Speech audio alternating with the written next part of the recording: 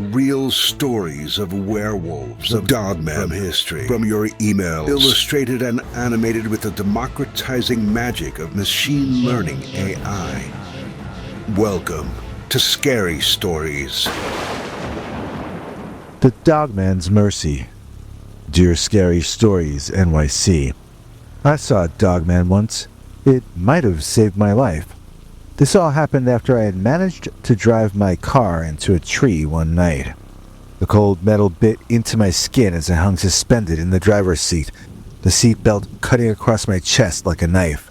Smoke curled through the crumpled interior of my car, stinging my eyes and burning my lungs. Through the spiderweb cracks of the windshield, I could see the massive tree trunk that had stopped my vehicle with brutal finality. Pain radiated from places I didn't know could hurt, and I found myself reaching up to touch the roof of the car that was now below me. My car had flipped. I was upside down, and I was not going to survive. I tried to move and I screamed as white-hot agony shot through my legs. Something was terribly wrong with them. Trapped, perhaps broken.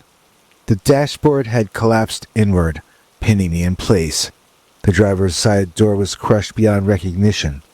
There was no way out. "Help," I whispered, although I knew no one could possibly hear me on this deserted country road at midnight. "Please, somebody help me." I found myself praying. The words felt foreign on my tongue.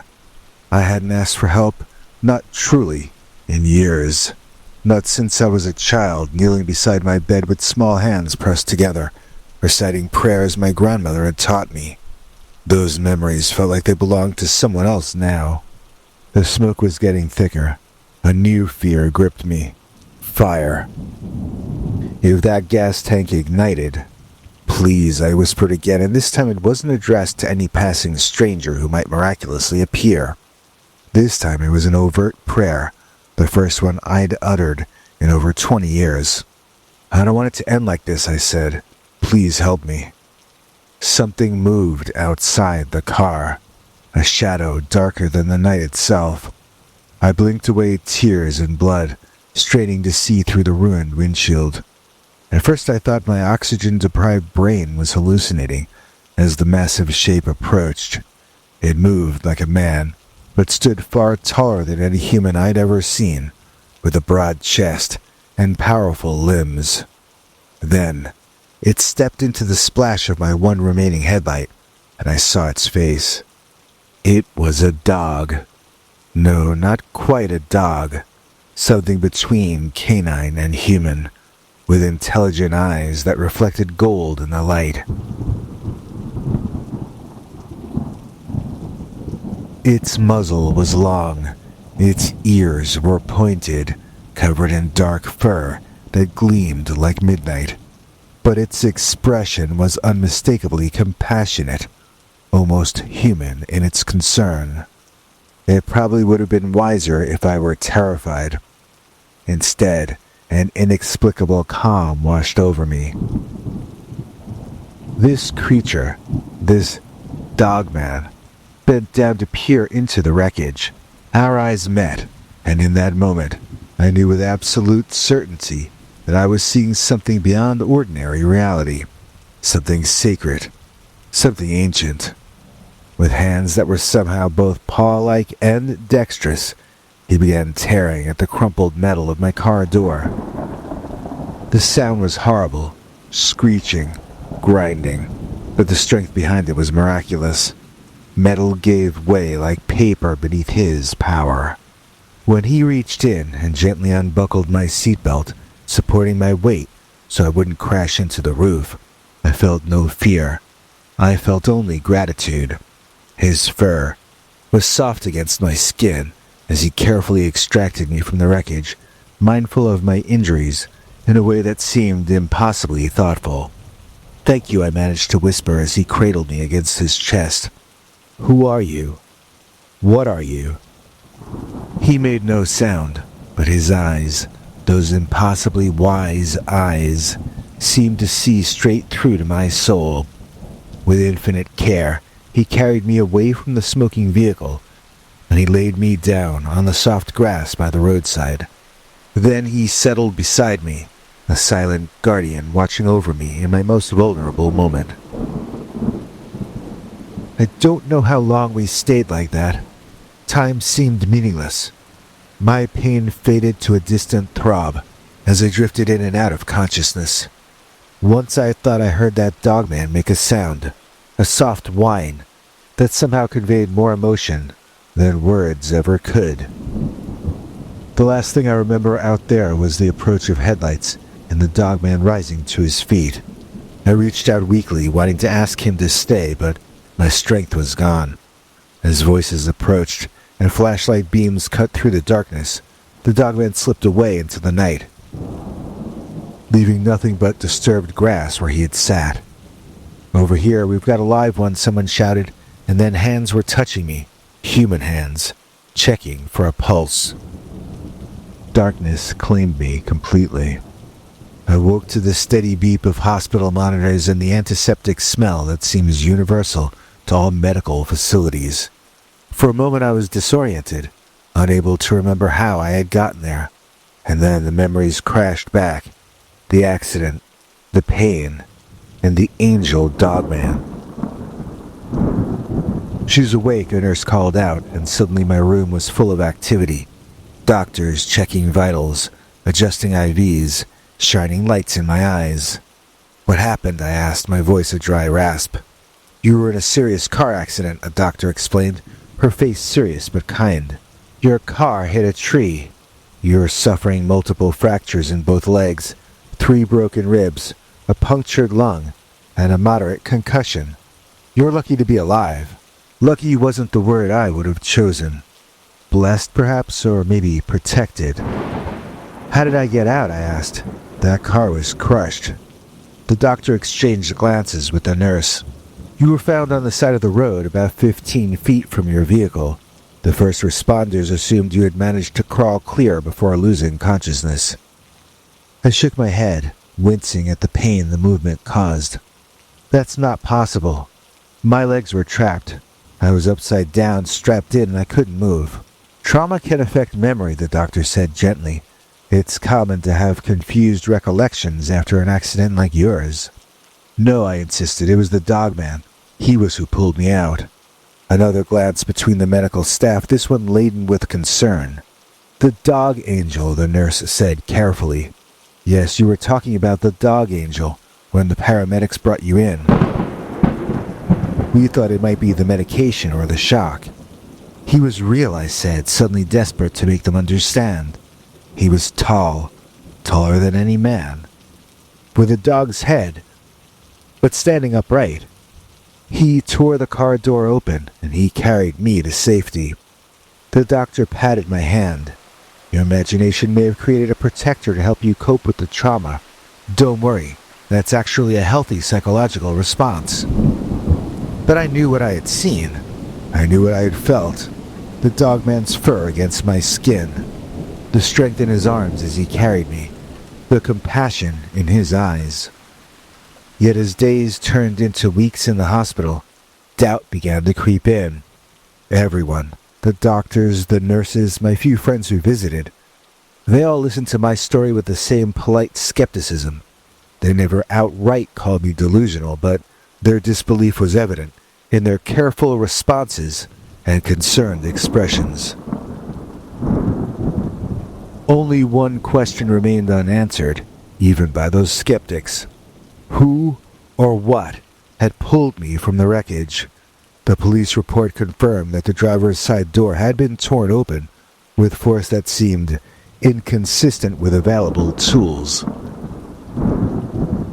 And there was no first responder taking credit for that extraction either. The first people on the scene, an elderly couple driving from their daughter's house, swore I was already lying by the roadside when they found me. So if not the dogman, the dog angel, then who? And there was another mystery that plagued my thoughts during those long hospital days. The strange man who had caused me to swerve in the first place. I remembered him somewhat clearly, jumping into the road so suddenly I had no time to brake. But there had been something odd about him that I wasn't sure about. There was something just not quite right. His proportions were wrong somehow. His movements were jerky and unnatural, and his eyes, I remembered thinking they reflected the light like an animal's. Was he real? Was he somehow connected to the Dogman? These questions circled endlessly in my mind as I began the grueling process of physical therapy. The prognosis was not good. The damage to my legs was severe. Multiple compound fractures, nerve damage, and muscle trauma. The doctors were careful not to make any promises, but their guarded optimism barely concealed their doubts about whether I would walk normally again.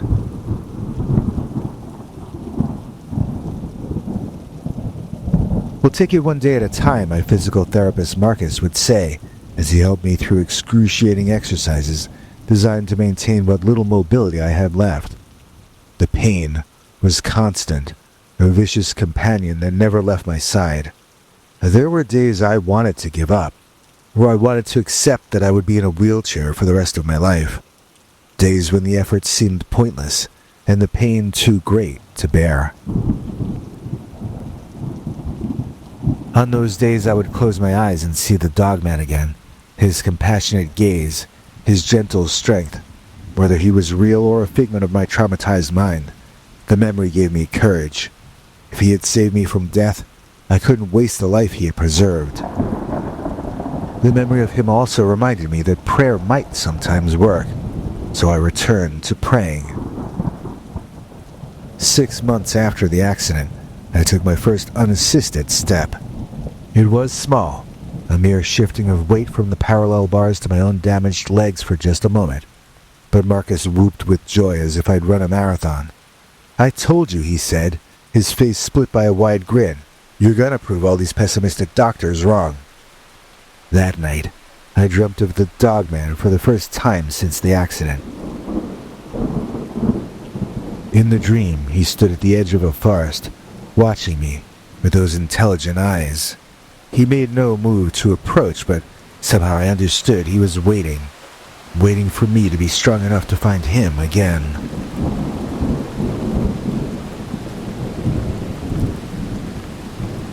I woke with tears on my face and a new determination in my heart. The next year was a blur of physical therapy, surgeries, and painfully slow progress. I did learn to walk again, first with a walker, then with crutches, and finally with just a cane. Each step was a victory, each setback a temporary obstacle rather than a total defeat. Through it all, the mystery of the Dogman drove me forward. I began researching, scouring the internet for similar sightings, for legends of dog-headed beings who intervened in moments of crisis. I found more than I expected: ancient Egyptian deities with canine features, the medieval tales of the cynocephaly, modern cryptid sightings from around the world. None matched exactly what I had seen and been through, but taken together, they suggested I wasn't the first to encounter such a being. That perhaps, throughout human history, these guardians had appeared to those in desperate need, like myself. 2 years after the accident, I returned to the crash site for the first time. My legs were stronger now, though I still walked with a pronounced limp, and I needed my cane on uneven ground. The tree that had stopped my car still bore the scar of impact, a deep gash in its ancient trunk. Standing before it, I felt a strange mixture of fear and gratitude. This place had nearly been my end. Instead, it had become a new beginning. I walked slowly along the roadside until I found a spot, the spot, where I believed the Dogman had laid me down. Nothing marked it as special, just grass and wildflowers growing undisturbed. Yet standing there, I somehow felt a presence, a watchfulness that raised the hair on my arms. "I know you're real," I said aloud to the empty air, "and I know you saved me. I just want to understand why." Only silence answered me, but as I turned to leave, something caught my eye. A strange track pressed into a patch of soft earth, half hidden by tall grass. It wasn't quite a paw print, but neither was it a human footprint either. something in between, something impossible. I didn't tell anyone about that print. Some mysteries I was learning were personal, meant only for those who had experienced them. 3 years after the accident, I was finally able to return to work. My life resumed a semblance of normalcy, although I was forever changed. The pain never fully left, becoming instead a constant reminder of my fragility and my strength. And still I wondered about that strange man who had caused the accident. Had he been another supernatural being, a malevolent counterpart to my canine savior, or just a homeless person in the wrong place in the wrong time? I'll never know. Sometimes on nights when the weather's clear, I would drive out to that lonely stretch of road. I never saw the Dogman again, but sometimes, if I was very still and very quiet, I would feel that watchful presence. And on those nights, I would whisper my gratitude into the darkness, believing that somehow, maybe, he could hear me. 5 years after the accident, I finally accepted that some questions have no answers. The Dogman remains a mystery, whether guardian angel or a cryptid or figment of my imagination brought to life by desperate need and my neurochemicals in my brain. But one thing I knew and know with absolute certainty, that night changed me.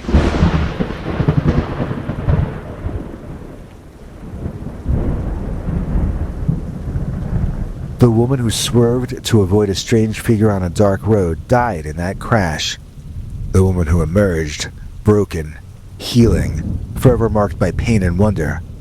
That person is me, and that person is someone new. Someone who believes in mysteries. Someone who had rediscovered faith. Not in any organized religion, but in the possibility that there are forces in this world beyond our understanding. Guardians that walk between worlds, appearing where needed most. Now I'm someone who's been touched by mercy in the form of the Dogman.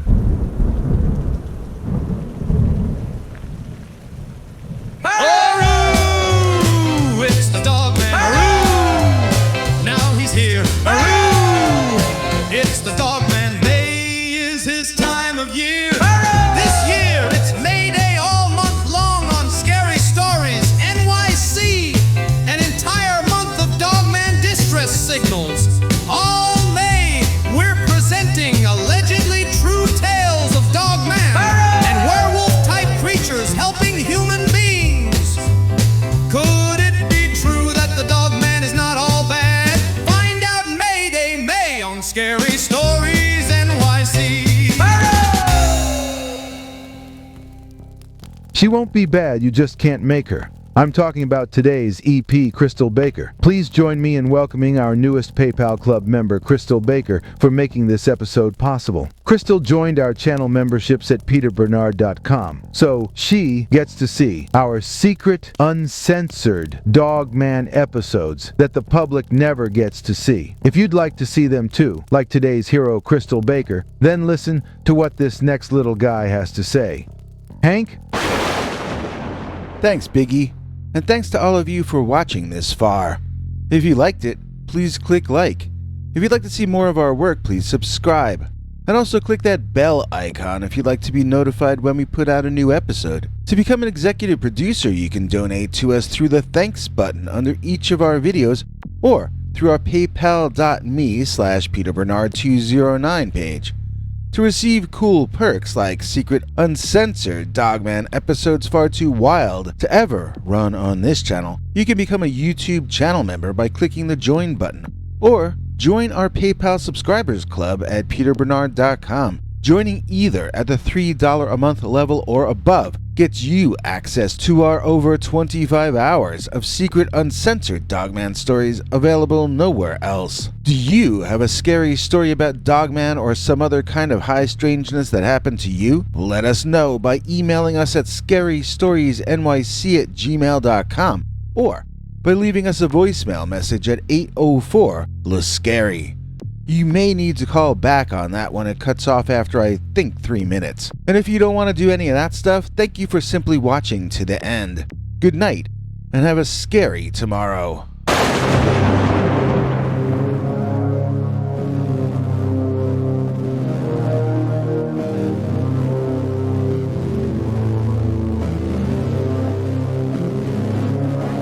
Come back for more scary stories.